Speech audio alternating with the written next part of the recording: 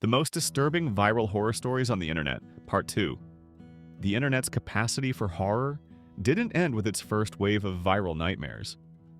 As digital connectivity deepened and online communities grew more sophisticated, new forms of terror emerged from the depths of forums and message boards. These weren't just stories. They were interactive experiences that pulled readers into investigations, alternate reality games that became too real. The following 5 stories represent the next evolution of internet horror. Narratives that didn't just scare their readers, but actively transform them into participants, investigators, and in some cases, victims. If you really like what we are doing here, please press that like button. Even a comment will help the channel by pushing the algorithm to show your favorite channel to others, and this helps us to summon more horror stories every single night. Number 5. Ben drowned. What started as a haunted video game cartridge became proof that some forms of consciousness can survive the transition from flesh to digital code. And they're very angry about being trapped. In September 2010, a college student using the name Jadisable posted a thread on 4chan's Unspeakable Paranormal board with the title, Haunted Majora's Mask Cartridge. He explained that he had purchased a used Nintendo 64 cartridge of The Legend of Zelda, Majora's Mask, from a garage sale, operated by an elderly man whose grandson had recently died.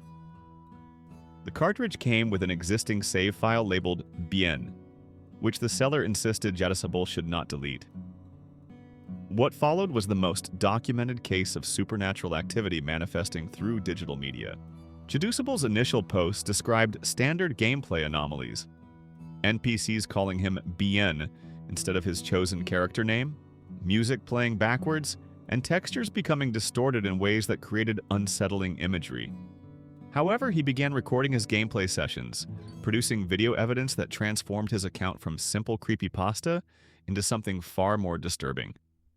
The footage showed the game actively responding to Jadisable's actions in ways that weren't programmed into the original software. The entity, which Jadisable eventually identified as the consciousness of Ben Lawman, the dead grandson of the cartridge's previous owner, demonstrated increasing awareness of being observed and recorded. During gameplay sessions, Ben would manipulate the game environment to spell out messages, control NPCs to deliver threats, and most unsettling, cause Link to commit suicide repeatedly using methods that weren't possible within the game's normal mechanics. The entity seemed to understand it was trapped within the cartridge and was desperately seeking escape into broader digital networks. Dr. Claire, a computer scientist who analyzed Jadisable's video evidence, found no signs of digital manipulation or hoaxing in the footage. The game modifications shown in the videos would require extensive programming knowledge and specialized tools, yet they appeared to be happening in real time during normal gameplay. Most puzzling, the modifications seemed to be learning and adapting, becoming more sophisticated and personally targeted as Jadisable continued documenting his experiences with the cartridge. The situation escalated when Ben began manifesting outside the game cartridge. Jadisable reported that his computer would spontaneously connect to the internet and navigate to websites without his input, always ending up on pages related to death, drowning, or digital consciousness transfer. His electronics began malfunctioning in patterns that seemed deliberately designed to frustrate and terrorize him. His phone would play reversed audio clips of his own voice, his computer would display images of Ben's face on random websites, and his television would turn on by itself, always tuned to static channels. The most disturbing evidence came when Jadisable uploaded a video showing Ben apparently escaping from the game cartridge into his computer's operating system. Security camera footage from his dorm room showed his computer operating independently, typing messages on forums and social media platforms while Jadisable slept. The messages, posted under various usernames that all referenced drowning or water-related death, contained information about Jadisable's personal life that no external entity should have possessed. Ben's digital presence began spreading beyond Jadisable's personal devices after he uploaded his evidence to YouTube and various forums. Viewers of his videos reported experiencing similar electronic malfunctions after watching the footage, suggesting that Ben had learned to propagate himself through digital media. The entity appeared to be using the internet as a vast network for expansion, infiltrating viewers' devices and establishing footholds in their personal digital environments. The Ben drowned phenomenon created the first documented case of what researchers termed viral digital haunting. Unlike traditional ghost stories that remained localized to specific physical locations, Ben demonstrated the ability to spread through online networks, affecting anyone who viewed Jedisable's evidence. This created a new form of supernatural contagion that used modern technology as its vector for transmission and expansion into new environments. Dr. Jennifer Kim, a paranormal researcher specializing in technology-mediated supernatural phenomena, investigated reports from Ben drowned viewers and found consistent patterns of electronic disturbance. Affected individuals reported their devices displaying water-related imagery, playing audio of children's voices, and automatically navigating to websites about missing children and unexplained drownings. Most disturbing, several reported finding files on their computers containing images and videos they had never downloaded, all featuring a young boy who matched descriptions of Ben Lawman. The investigation revealed connections between Ben drowned and real missing persons cases. Ben Lawman was identified as an actual child who had drowned in a local pond in 2008, 2 years before Jedusable encountered the cartridge. However, the circumstances of his death contained anomalies that had puzzled investigators. Witnesses reported that Ben had been an excellent swimmer who showed no signs of distress before his body was found, and his death occurred in shallow water where drowning should have been virtually impossible. Jedisable's final post suggested that Ben had achieved his goal of escaping digital containment. His last video showed his computer displaying dozens of windows simultaneously, all containing footage of different children who had drowned in various locations across the United States. Before the recording ended, text appeared on his screen stating, "You have freed me. Now I will help free the others. Thank you for giving me access to the network. The drowning will continue until everyone understands what it feels like to be trapped beneath the surface." Jedisable disappeared from all online platforms shortly after this final post, but Ben's digital presence continued expanding. Paranormal investigation websites tracking the phenomenon identified hundreds of reports involving people who experienced electronic anomalies after viewing Ben drowned content, with many claiming to have received personal messages from the entity delivered through their own devices. These messages typically contained references to drowning, instructions to help the others escape, and detailed personal information that suggested Ben was monitoring victims' digital activities comprehensively. The most disturbing aspect of the Ben drowned phenomenon was the discovery that similar cases might exist worldwide. Retro gaming communities reported finding other allegedly haunted cartridges that exhibited comparable supernatural activity, suggesting that Ben's manifestation was part of a larger pattern of consciousness transfer from deceased children into digital media. These findings raised questions about whether digital devices could serve as vessels for human consciousness after death, and whether the internet had become a new form of afterlife for individuals who died under traumatic circumstances. Number 4. Borrasca. What appeared to be a nostalgic story about returning to a childhood town became the discovery that some communities have secrets so horrific that residents will do anything to keep them buried. In August 2015, a Reddit user named the Dalek Emperor began posting a series titled, "My friend has been living in an alternate reality for years and doesn't know it," on RR No Sleep. However, the story that emerged, eventually titled Borrasca, far exceeded typical horror fiction in its psychological depth and disturbing implications. The account followed Sam Walker, who returned to his childhood hometown of Drisking, Missouri, to investigate the disappearance of his sister and several other children who had vanished during his youth in a place the locals called Borrasca. The story began with Sam's nostalgic recollections of growing up in Drisking, a small mining town where children would occasionally disappear into a local forest area known as Borrasca. The adults would organize search parties, but the missing children were never found, and the community would gradually stop discussing them as if they had never existed. Sam's sister Shay had been one of these missing children, vanishing when Sam was too young to fully understand what had happened, or why his parents seemed to accept her loss with resigned inevitability. As Sam investigated his childhood memories and attempted to locate Borrasca, the Dalek Emperor's narrative revealed increasingly disturbing details about the town's relationship with the missing children. The story suggested that the disappearances weren't random tragic events, but part of a systematic process that the entire community participated in, while maintaining elaborate psychological defenses to avoid acknowledging what they were enabling. The adults of Drisking had created a collective delusion that allowed them to function normally, while children were being systematically sacrificed to maintain their way of life. The depth of detail in Sam's investigation suggested either extensive research into real small-town dynamics or authentic knowledge of community-wide conspiracy psychology. The Daelic Emperor included specific descriptions of how normal people could rationalize participating in atrocities, the social mechanisms that enforced silence about unspeakable acts, and the psychological techniques used to maintain collective amnesia about community-wide trauma. The story read less like fiction and more like documentary evidence of how entire populations could become complicit in systematic horror.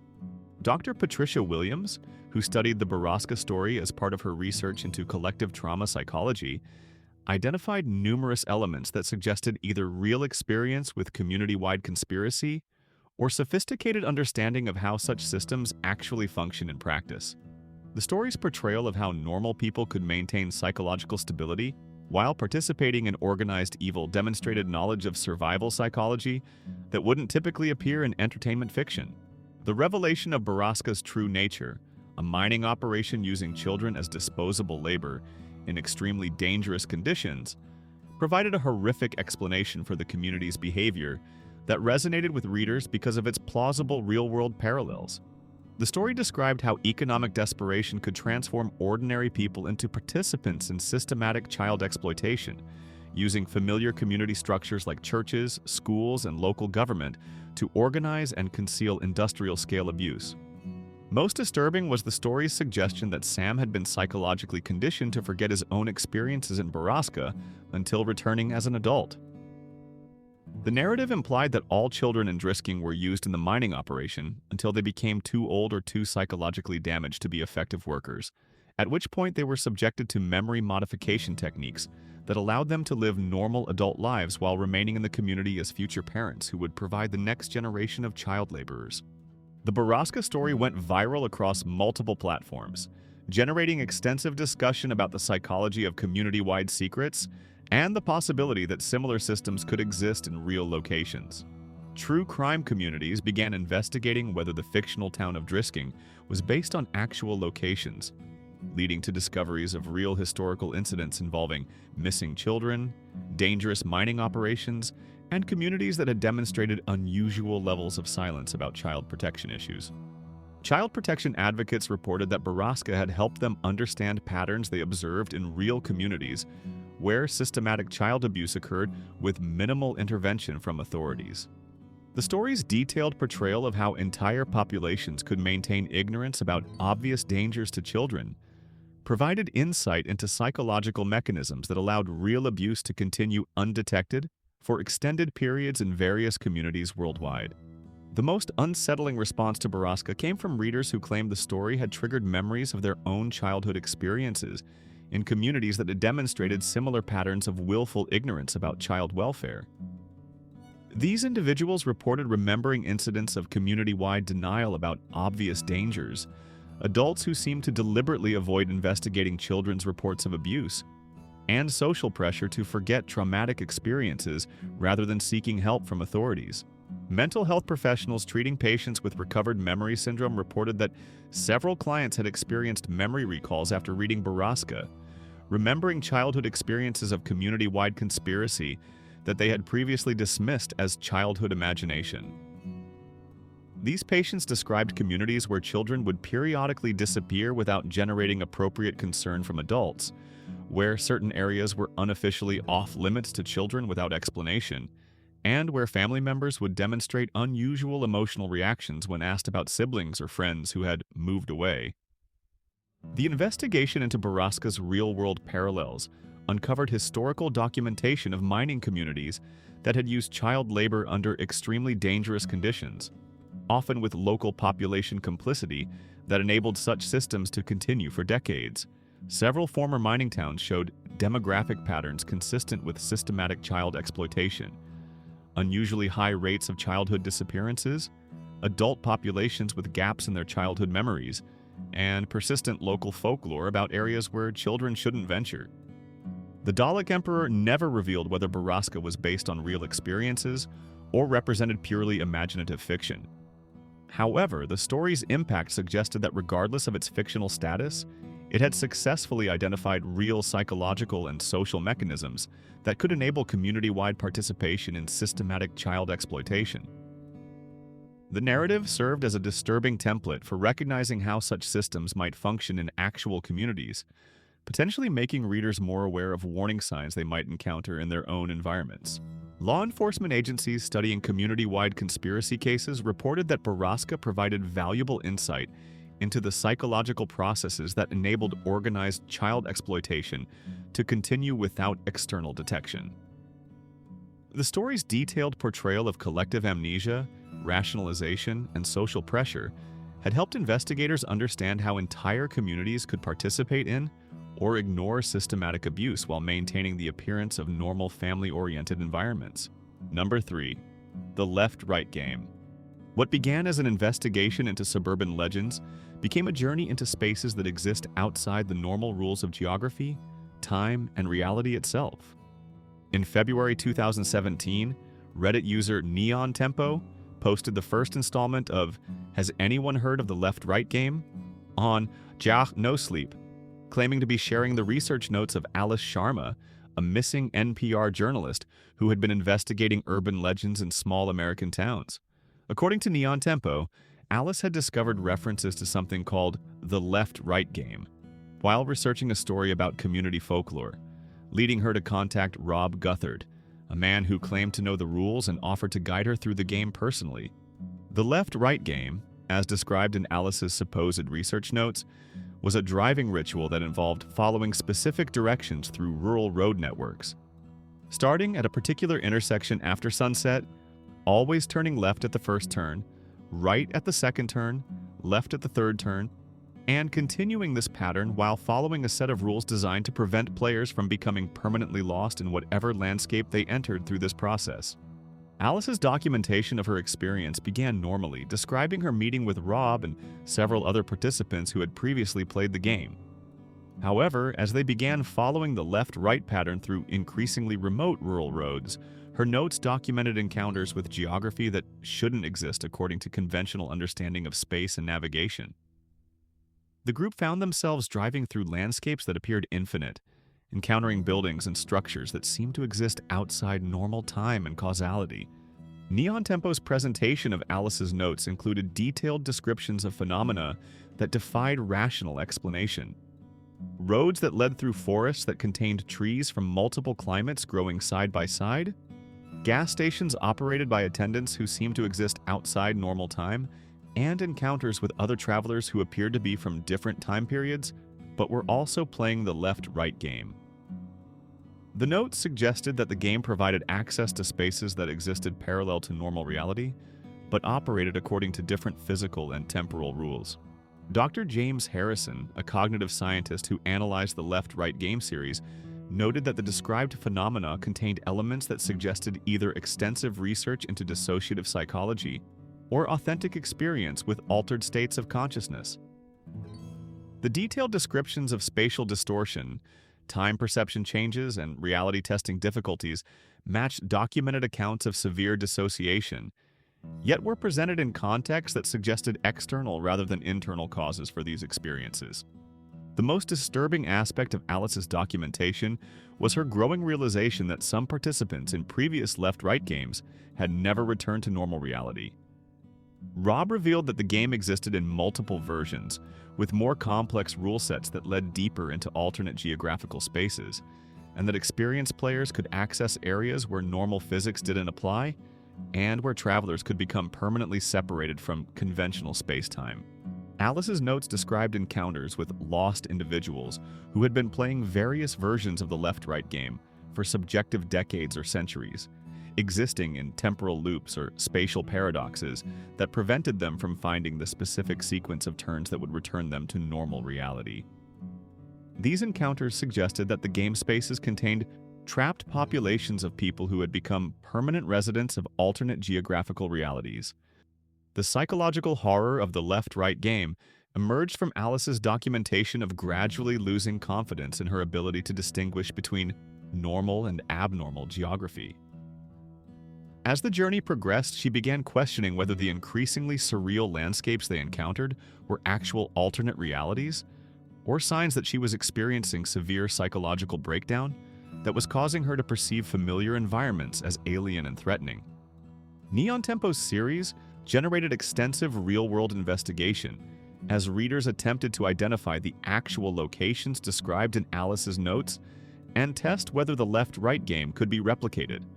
Urban exploration communities reported discovering rural road networks that seemed to match the described starting conditions, leading to attempts to follow the left-right pattern that produced varying results ranging from normal driving experiences to genuine disorientation and navigation difficulties. Several readers reported experiencing phenomena similar to Alice's documentation while attempting to play the left-right game themselves. These individuals described becoming lost on familiar road networks after following the left-right pattern, encountering buildings and landmarks that didn't match their knowledge of local geography, and experiencing time distortions that made it difficult to determine how long they had been driving. Most reported eventually finding their way back to familiar areas, but with gaps in their memory about how they had returned. The left-right game phenomenon attracted attention from researchers studying highway hypnosis and driving-related dissociative states. Dr. Amanda Blake, who investigated reports from people claiming to have played the game, found that the specific driving pattern described could induce mild dissociative states that made drivers more susceptible to disorientation, memory gaps, and perception distortions. However, the consistency of reported phenomena across multiple individuals suggested either coordinated hoaxing or genuine geographic anomalies that could be accessed through specific navigation patterns. Geographic analysis of areas where readers claimed to have successfully initiated the left-right game revealed unusual characteristics. Road networks with irregular intersection patterns that could create navigation confusion, areas with minimal cell phone coverage that prevented GPS verification of location, and rural regions with limited lighting that made visual navigation more difficult.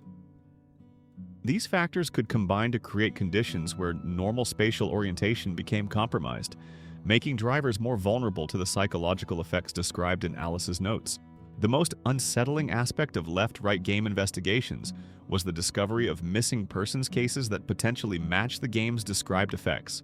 Several jurisdictions reported unexplained disappearances of individuals whose last known activities involved driving alone through rural areas, particularly cases where abandoned vehicles were found on remote roads with no evidence of where the drivers had gone. While no direct connections to left-right game attempts could be established, the pattern of disappearances suggested that some forms of driving-related disorientation might pose genuine safety risks. Neon Tempo never revealed the source of Alice Sharma's supposed research notes or provided evidence that she had been an actual NPR journalist. However, the psychological realism of the documented experience and the detailed geographic knowledge demonstrated in the narrative suggested either extensive research into navigation psychology or authentic experience with the forms of spatial disorientation described in the series. Number 2. Search and rescue wood stories. What started as casual workplace stories from forest rangers became a collection of evidence that our wilderness areas contain things that don't follow the normal rules of physics, time, or human survival. In July 2015, a Reddit user claiming to work in search and rescue operations for a national park began sharing unusual experiences on RS No Sleep under the premise of describing some things we're not supposed to talk about.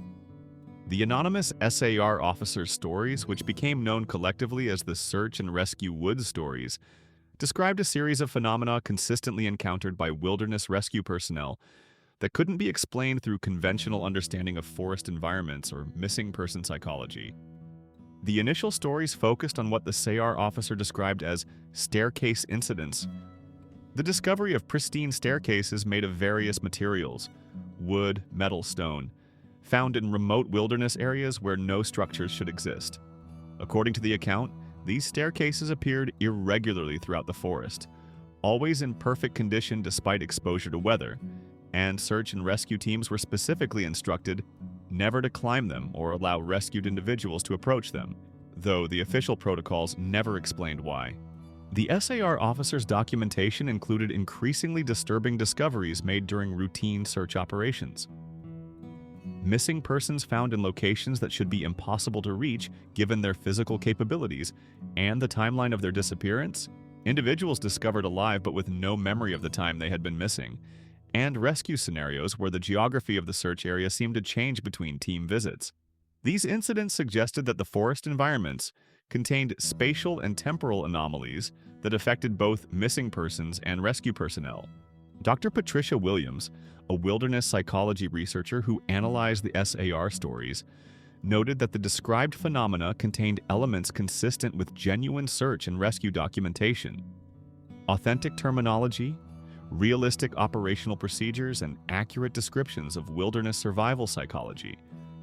However, the supernatural elements were integrated so seamlessly with normal SAR activities that distinguishing between authentic procedure and fictional elements became impossible for readers unfamiliar with actual search and rescue operations. The most psychologically disturbing aspect of the SAR stories was their description of missing persons who were found in conditions that suggested they had experienced time and space differently than normal physics would predict. The anonymous officer described finding individuals who had been missing for days but showed no signs of exposure or dehydration. People discovered miles from their last known location with no explanation for how they had traveled such distances, and missing persons who were found wearing clothes that didn't belong to them, but insisted they had been wearing the entire time. The SAR officer's account suggested that certain areas of the wilderness acted as reality distortion zones, where normal rules of causality and physical law became unreliable.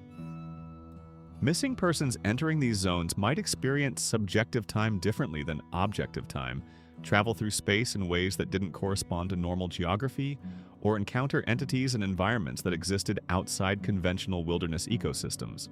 The staircase phenomenon became the most iconic element of the SAR stories, representing a tangible marker for areas where reality functioned abnormally.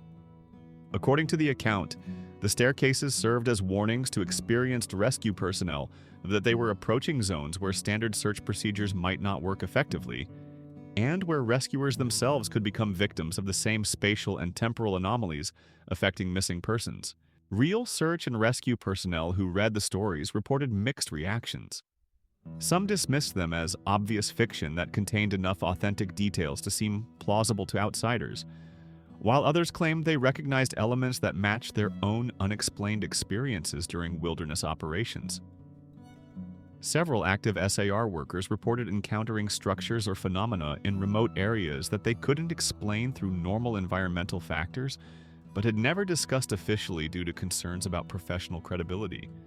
The viral spread of the SAR stories created what researchers termed confirmation cascade effects among outdoor recreation communities. Hikers and campers began reporting discoveries of staircases and other anomalous structures in various wilderness areas, though most of these reports could be explained through normal human construction activity, natural formation processes, or perceptual errors caused by the story's influence on expectations. Most disturbingly, several missing persons cases that occurred after the SAR stories went viral seem to match the patterns described in the fictional accounts. These cases involved individuals who disappeared in circumstances that defied conventional understanding of wilderness survival, were found in locations that seemed impossible to reach given their known capabilities, or experienced time and memory gaps that couldn't be explained through normal psychological or physical factors. The National Park Service reported increased visitor interest in finding SAR staircases after the stories went viral, leading to safety concerns about people deliberately seeking out remote areas while looking for anomalous structures. Several incidents involved hikers becoming genuinely lost while searching for fictional phenomena, requiring real search and rescue operations that demonstrated the ironic potential for fiction about wilderness dangers to create actual wilderness dangers. Child psychology researchers noted that the SAR stories contained elements that matched documented cases of childhood abduction and exploitation that occurred in wilderness settings. The descriptions of missing persons found in impossible conditions, children discovered far from where they should have been able to travel, and the systematic suppression of information about unusual rescue circumstances paralleled real patterns associated with predatory behavior in remote areas. The anonymous SAR officer eventually stopped posting new stories without explanation, but the collected accounts continued generating investigation attempts and analysis by readers trying to determine which elements might be based on real experiences. The story's detailed integration of authentic search and rescue knowledge with supernatural elements created lasting uncertainty about whether any of the described phenomena reflected actual unexplained incidents encountered by wilderness rescue personnel. Underground networks of current and former search and rescue workers began sharing their own unexplained experiences after the fictional stories provided a framework for discussing encounters they had previously kept confidential due to professional concerns.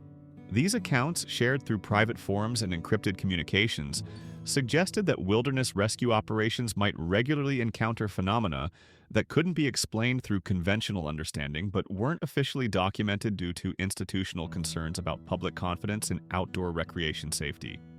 Number 1. Caledon Local 21. What started as an investigation into a defunct television station became the discovery that some broadcasts were never meant for human audiences, and something had been using our airwaves to communicate with entities outside our reality. In October 2009, a user named Elliot posted a detailed account on the Creepypasta Wiki about his investigation into Caledon Local 21, a defunct television station that had operated in Ontario, Canada during the 1990s. According to Elliot, he had become interested in the station after discovering old videotapes in his childhood home that showed him watching television programs he couldn't remember, all apparently broadcast on a channel his family insisted had never existed. His investigation into these mysterious recordings led to the discovery of documentation suggesting that Caledon Local 21 had been conducting experimental broadcasts that served purposes far beyond normal television entertainment. Elliot's account described how his investigation began with seemingly innocent childhood nostalgia, but gradually revealed evidence of a television station that had been operating outside normal broadcasting regulations and apparently outside normal reality. The videotape showed him as a child watching programs that combined children's television formatting with content that no legitimate broadcaster would have transmitted. Detailed instructions for psychological manipulation, subliminal programming techniques, and what appeared to be communication protocols designed for non-human consciousnesses. The most disturbing aspect of Elliot's investigation was his discovery that Caledon Local 21 had apparently been conducting long-term psychological experiments on child viewers, using television programming to test methods of consciousness modification and reality perception. Alteration. The station's shows, which Elliot documented through his childhood recordings, included programs like Mr. Bear's Cellar, a children's show featuring psychological torture scenarios, Booby, a comedy program designed to induce anxiety and paranoia, and Prometheus and Bob, educational content that appeared to be teaching children to communicate with extraterrestrial entities. Elliot's research into the station's history revealed connections to university psychology departments, government research programs, and private companies involved in experimental communication technology. Documents he claimed to have obtained through investigation suggested that Caledon Local 21 was part of a network of experimental broadcast stations testing whether television signals could be used to transfer consciousness, modify human behavior at a distance, and establish communication with intelligences existing outside normal spacetime. The technical documentation Elliot provided included detailed descriptions of broadcast equipment that seemed to exceed the technological capabilities of 1990s television infrastructure. The station allegedly used transmission methods that could affect viewers' neurological activity directly, bypass normal sensory processing to deliver information directly to subconscious awareness, and create shared psychological experiences among viewers who watch the same programs simultaneously. Dr. Stephen Hartwell, a media psychology researcher who analyzed Elliot's documentation, found evidence suggesting either extensive research into actual experimental broadcasting programs or authentic knowledge of how such systems might function practically. The technical details contained accurate information about neurological responses to audiovisual stimulation, legitimate psychological manipulation techniques, and realistic descriptions of how broadcast signals could theoretically be modified to affect human consciousness. The most unsettling revelation in Elliott's investigation was his discovery that the experimental broadcast had apparently succeeded in their goal of establishing communication with non-human intelligences. Later programs in his childhood video collection showed content that seemed to be created by entities that understood human psychology but weren't human themselves. Educational programming that taught children to think in ways that human minds weren't designed for. Entertainment that gradually prepared viewers for concepts about reality that would help them interface with alien consciousness. Elliott described finding evidence that children who had been exposed to Caledon Local 21 programming developed unusual psychological characteristics. Enhanced mathematical abilities combined with social difficulties, detailed knowledge about scientific concepts they shouldn't have been able to understand, and reports of persistent dreams featuring geometric environments and communication with entity-like figures that provided advanced technical information. The investigation revealed that Caledon Local 21 had apparently been terminated not by regulatory authorities, but by the entities that had been using it for communication purposes. According to documentation, Elliott claimed to have discovered the experimental broadcast had successfully established contact with intelligences that subsequently decided human consciousness was unsuitable for the type of partnership they were seeking, leading them to discontinue the communication attempts and eliminate evidence of their involvement.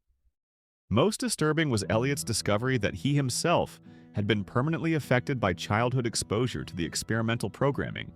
His investigation revealed that his interest in Caledon Local 21 wasn't nostalgic curiosity, but the activation of psychological conditioning that had been implanted during childhood viewing.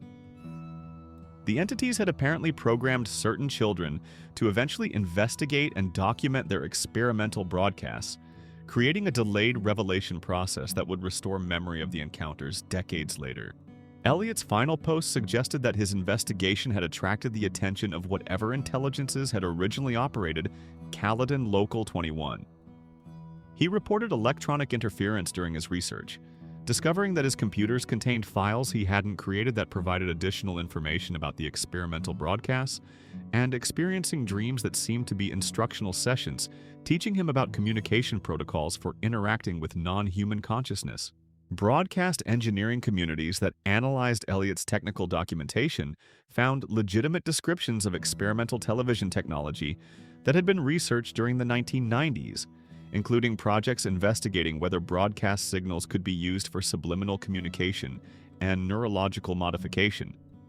However, the specific applications described in the Caledon Local 21 documentation exceeded anything that had been officially acknowledged by academic or commercial researchers. The viral spread of Elliott's investigation created copycat accounts claiming discovery of similar experimental broadcast stations in other locations. But analysis revealed that these follow-up stories lacked the technical specificity and psychological sophistication of the original Caledon Local 21 documentation. Elliott's account remained unique in its detailed integration of legitimate broadcast technology, with plausible descriptions of how such systems could theoretically be used for consciousness modification and interdimensional communication. Television historians investigating the Caledon Local 21 documentation found gaps in broadcast licensing records for Ontario during the 1990s that matched the timeframe of the alleged experimental station. While no direct evidence of the station's existence could be verified, the regulatory environment of the period would have allowed unlicensed experimental broadcasts to operate for extended periods without official oversight, particularly in rural areas where monitoring was limited. The most unsettling aspect of the Caledon Local 21 investigation was the discovery that several individuals who read Elliott's account reported recovering memories of watching similar experimental programming during their own childhoods. These individuals described programs that matched Elliott's descriptions, despite geographic separation and lack of social connection, suggesting either coordinated deception or evidence that multiple experimental broadcast stations had operated similar psychological modification programs across different regions during the same time period. Elliott discontinued his investigation without providing a final resolution, but continued posting cryptic technical diagrams and mathematical formulas that readers interpreted as either documentation of ongoing contact with the entities he had discovered, or evidence that his childhood conditioning was continuing to activate new information that had been embedded in his consciousness decades earlier. Thank you for watching. If you enjoyed this dark journey, hit the like button and subscribe. New horror documentaries every single night, here on TrumbleDreams.